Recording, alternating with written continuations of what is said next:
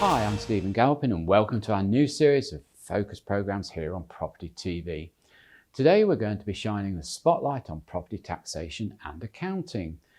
There is no doubt that since suffering the COVID pandemic and walking straight into a cost of living crisis, the property market could well be heading for turbulent times.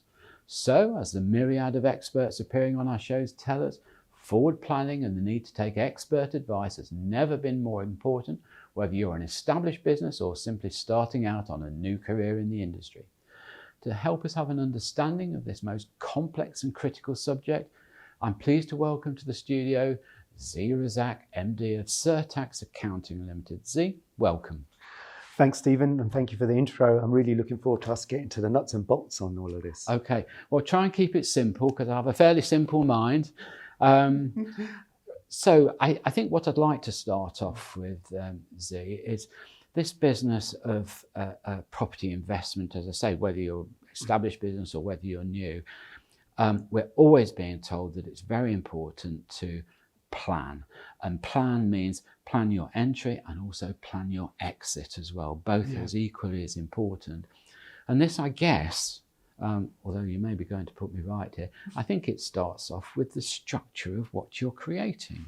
I think you've hit the nail on the head. I actually split it into three areas. One on the acquisition and the structuring. Number two, on the actual journey through whether you're doing property development or investing the lifetime with the company. And number three, exit. And I know we're going to get into all different details. So if we start with the number one, the acquisition, depending on what you're acquiring, the structures can change and the advice can change. So three key areas when you're acquiring property. First, you have to decide whether it's commercial or residential you're acquiring, Sure. And what type of residential you can acquire as well. So this will change the answer.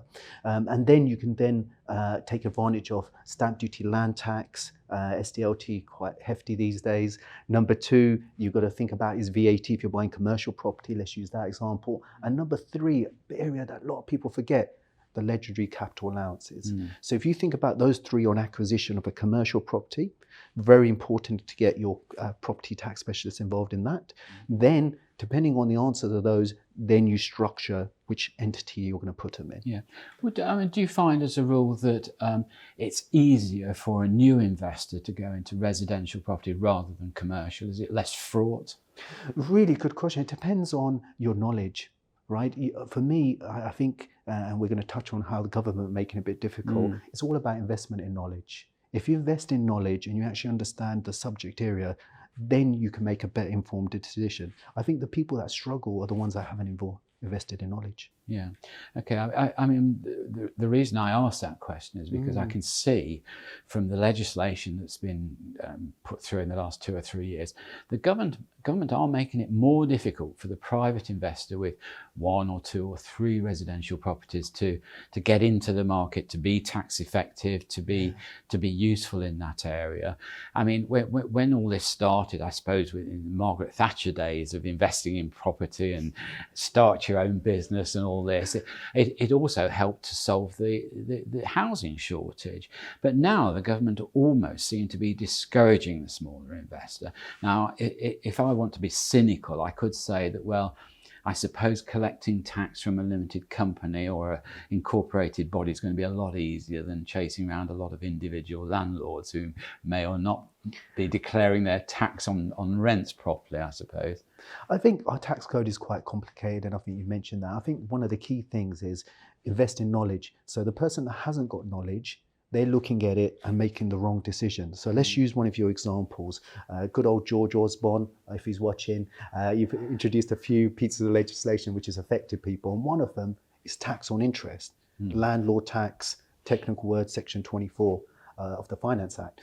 And the reason why that is a bit of a problem is it's changed how you get relief on mortgages and the interest. That wasn't the case before, and now it's fully in play. So if you invest in your own name, depending on your financial situation, i.e. what incomes you're earning, you're going to have a problem because you're going to end up having a difference between the actual profit that you're paying tax and the cash flow. That's what he's done.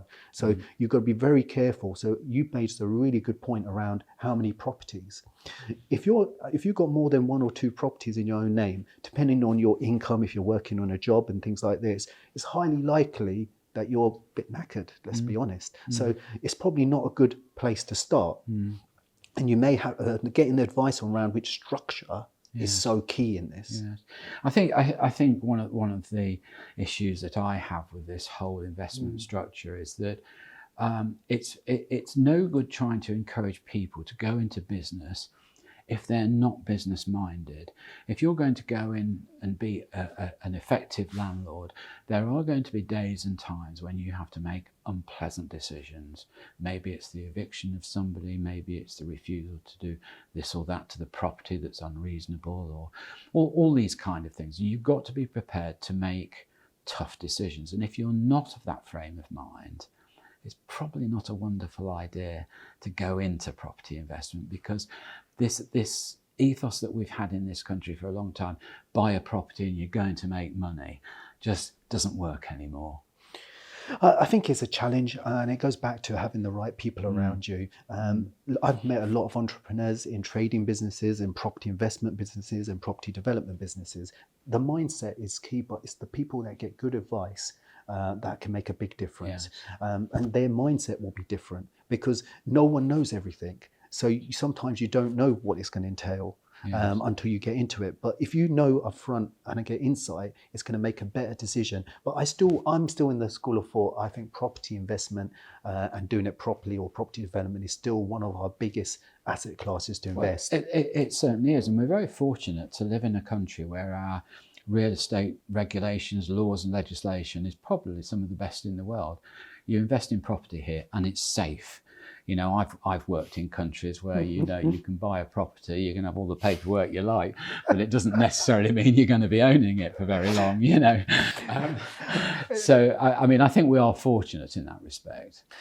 I think, Stephen, you raised a really good point. I think the risk, because I remember having a conversation with, when I worked in industry with a senior member, and I said, you can invest in a subcontinent, because even though I'm born in, my family is somewhere else.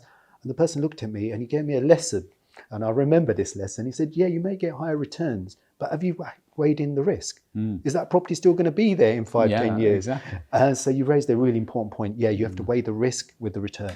Okay, just to finally close down this business of what structure to use. I mean, as a general idea, I mean, I get the impression you're saying for commercial property, there are so many angles to it in terms of taxation and structure.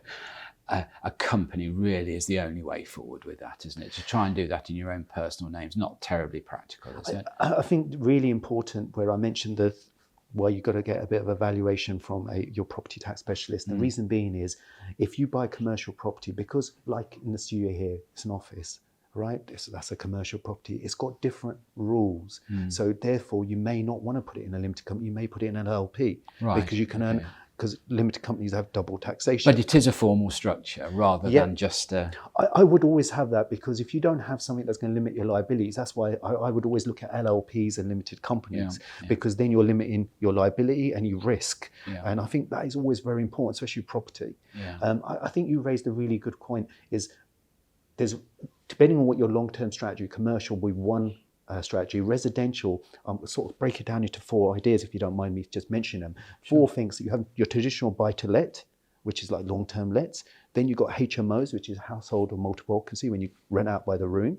Then you've got furnished holiday lets and service accommodation. I know there's others, but those are the 4 common. The decision changes depending on what you're doing. So buy-to-lets, commonly we will put in limited companies, because the tax on interest, right? That doesn't apply in limited companies. So people normally now, the conventional way is to buy in limited companies. You can weigh up depending how big you want to scale it. Same with probably HMOs as well. But the other 2 is a different bit, because HMRC treat them as like trading businesses in the sense for capital gains tax. Which is quite a big area that you need to factor in on your exit. Okay. Well, once again, I mean, you raised the point there. Very important, not only just to work out your entry strategy, but your exit strategy. In other words, where you want to be in 5 years or 10 years, and whether that's a long-term investment just for income, or whether you're actually, I suppose, looking for the capital gain. Yeah, and I think the other big point, huge point, is legacy. I know we'll talk about is because there's a difference when you're doing property, because and we'll touch on this when we're doing the differentiation between property development and property investment, but the inheritance tax rules also change depending on what you're doing. And this is why it's so important to seek a specialist in that area to get that advice, because that could be a huge difference maker. IHT, inheritance tax, is 40%. Yeah. That's massive. Be an expensive mistake, wouldn't it? And you'll be surprised, Stephen, how many people I find I meet who haven't had that advice or gone to a generalist, and they just thought, I'll just get my accounts done. How complex is it? I mean, for instance, if you were to start off on your own with 2 or 3 properties and you end up having 4, 5, 6 properties, is there an optimum point where you would change over to being a limited company? I mean, does that often happen? Really good point. Fantastic about incorporations. Yes, that's happening a lot because of the tax on interest. It's making a lot of landlords sell up because they're not making no money. So people are moving between their names into a limited company, and we help them with the incorporation. The question you're asking, what point that incorporation, that depends on the scenario. So you can't just put it down to number of properties. We have to illustrate hours. People probably hear about it. There's a famous case called Ramsey that deals with this, and that's given the precedent on it. And what you have to think about is, can you show 20 hours pretty much in that business? So if it's like 5 to 10 buy-to-lets, good chance. If you've got 2 or 3, unlikely. However, if you've got 2 or 3 HMOs with loads of tenants, it changes the answer. Yeah. So you have to have your evaluation done. Simply because HMOs take a lot more management than a single buy-to-let, obviously. Absolutely. And I think that's the key difference. And if you do that, a lot of people we've worked with have incorporated, and there's huge benefits of incorporation. Okay. Huge. And just to draw this half of the show to a close, there's a relatively new category of investment that's getting quite popular now, especially in London, which is co-living. Yeah. Where does that fit within the categories? Really good question. We were talking about off here. It's got a lot of stuff that's going through at the moment because the government are sort of deciding what it falls under. Is it more like service accommodation, which has really good tax provisions, whereas tax incentives, whereas when you buy a buy-to-let, it's not really got that many tax incentives. So the key question that we would look at the answer is whether it qualifies for co-living. Does it meet the criteria? If it does, and it's considered short-term tenancy, there's a good point around service accommodation aspects, very similar, and therefore you can claim capital allowances. Well, the interesting thing is on co-living, apparently the stats are saying that the average length of tenancy is about 18 months now, rather than being a very short term. Yeah, I think you need to really look into that and look at someone's circumstances. A lot of value comes looking at individual circumstances and making sure they meet that right criteria, because what people don't realise, and we use service accommodation as a good example, is that when you start having lets more than, say, 30 days, the rules change because they're not considered short-term lets anymore, all right? And also there's a VAT implication to that. So it sort of knocks onto your business. So you need to evaluate your business, your strategy, talk to the right people. We'll come on to VAT later. Well, that's all we've got time for in this half of the show. So join me again after the break when we'll be asking Zee more questions and having more explanations, I'm sure.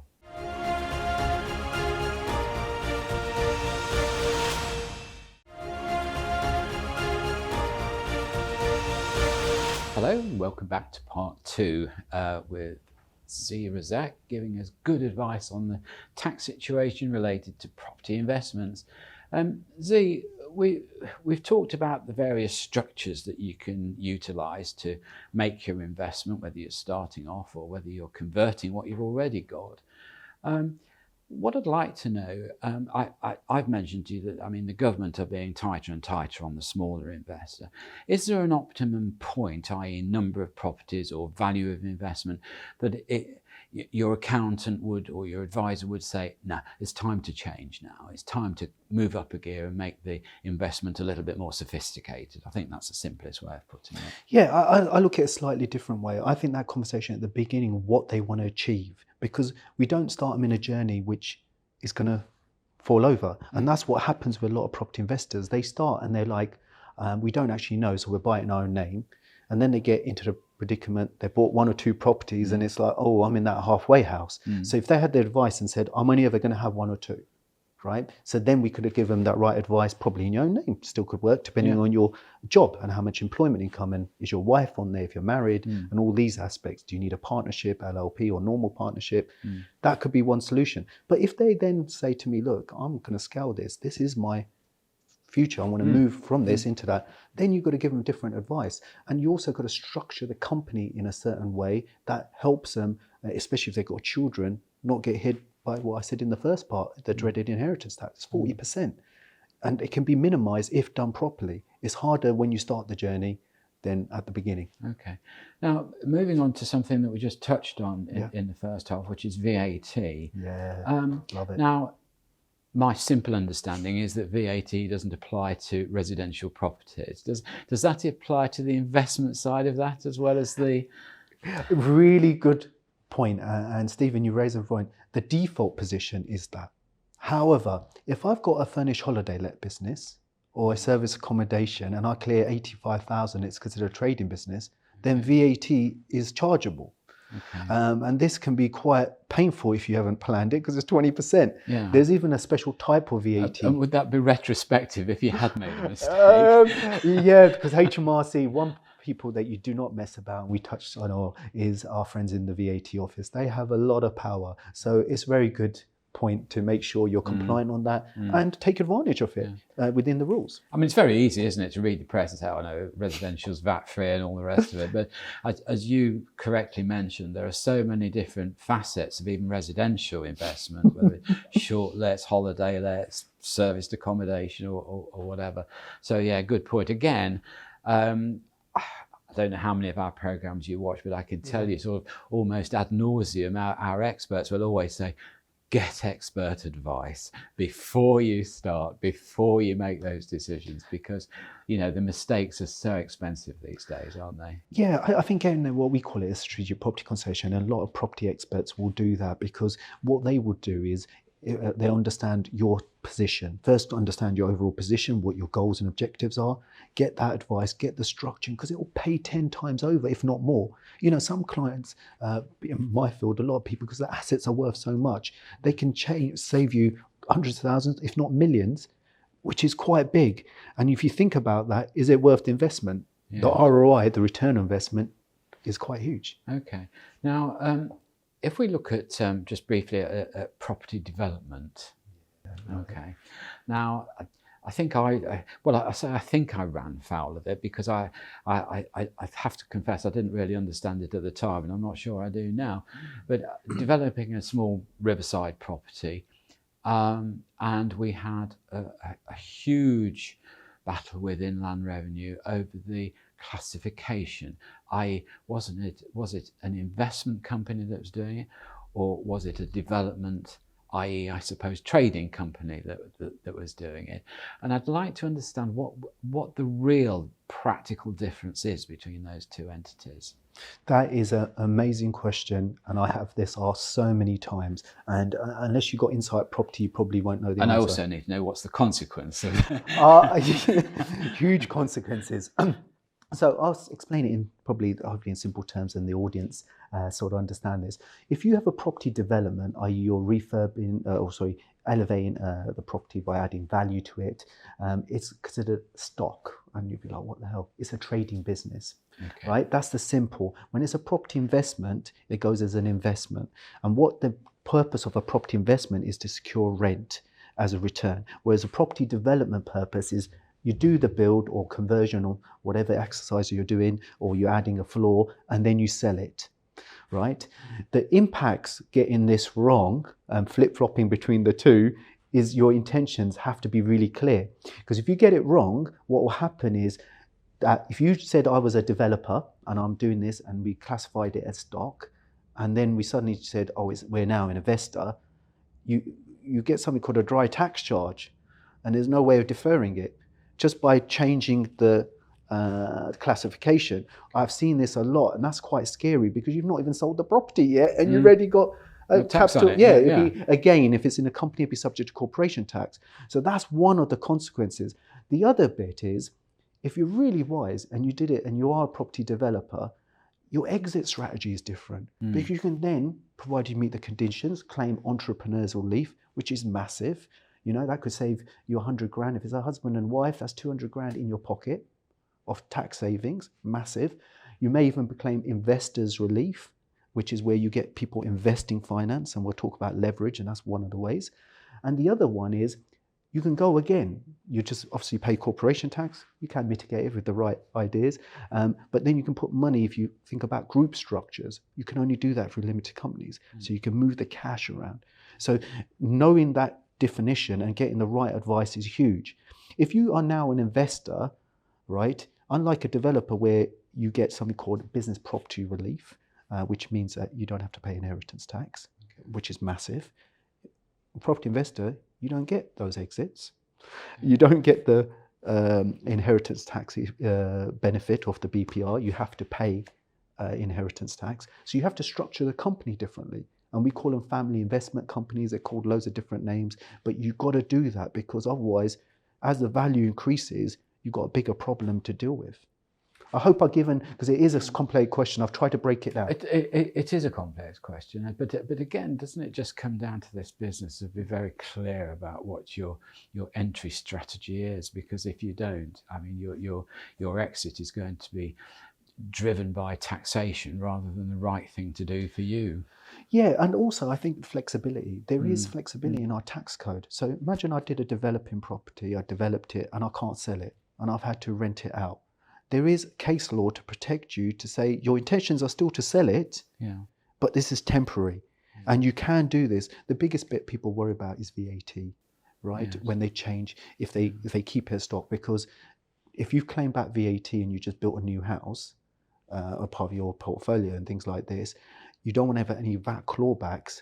Because certain costs, even building a new build, have more than zero rated VAT. I think the problem that I encountered at the time was that we bought the site. We had so much trouble with the planning consent because it was riverside. So we were, I think, arguing with the Environment Agency for a year about water storage and all the rest of it, and they were worried that the fish would be dazzled by the amount of light coming from all these glass panels. I mean, it was just quite unbelievable. My architect actually at the time did another CGI with a little fish popping out of the water with sunglasses on, but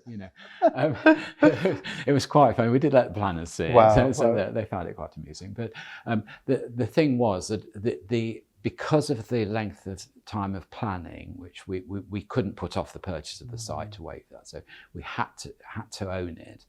But the length of time between actually getting down to construction and then the projected construction time, because it was quite a complex structure, was so long that revenue started to say that this isn't development. You just bought the site for investment here, hoping it'll gain, and this sort of thing. And we had quite a protracted argument about that. I think this is where a good accountant, tax advisor, specialised area can come to your rescue, because if they clearly articulate the intentions is to develop and sell, and you illustrate that with good board minutes covering that, you're putting yourself in a good position, because it will help with your exit strategy, which I mentioned earlier, and it also will keep a lot of pain away.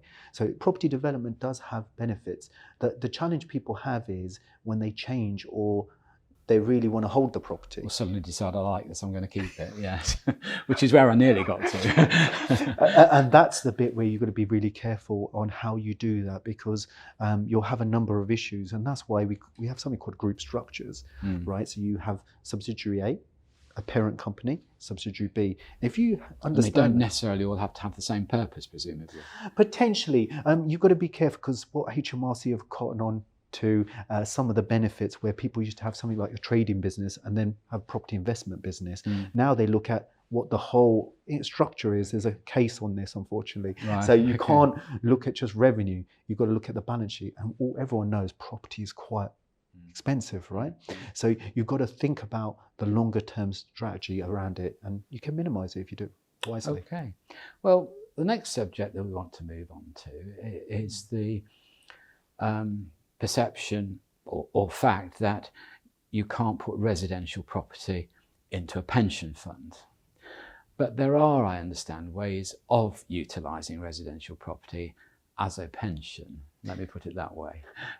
I think that's one of the best questions, and I've done quite a few videos and things on this stuff, and it's quite a complex area. But generally what people use is, if you want to get to financial freedom, that's the real question of property and what your long-term aspirations are. You want multiple sources of income. One of them must be, because it's the biggest privilege of running a limited company in the UK, is a SAS pension, a small self-administered scheme. That's what the SAS stands. Okay. And you can take 12 million outside tax. And the reason why I suggest this, to answer your question, is that when you got that pension, what you can do, which you can't do with any other pension, is do a loan to a SPV, a special purpose vehicle, fancy name for a limited company that holds property. Okay. You do a loan up to 50% of that value. So therefore, you're managing it without having headaches. So you can still use the money. It's a different way of using the money, right? And therefore you can build outside the pension in your limited company as well as within it. And the beauty, one last point on this even,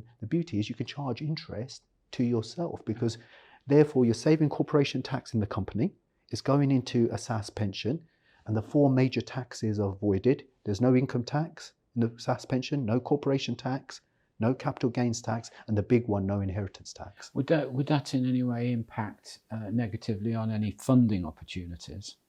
Not really, because you are the funder. No, because you're becoming the bank. Okay, so yeah, but then you've got to get the bank to go into your...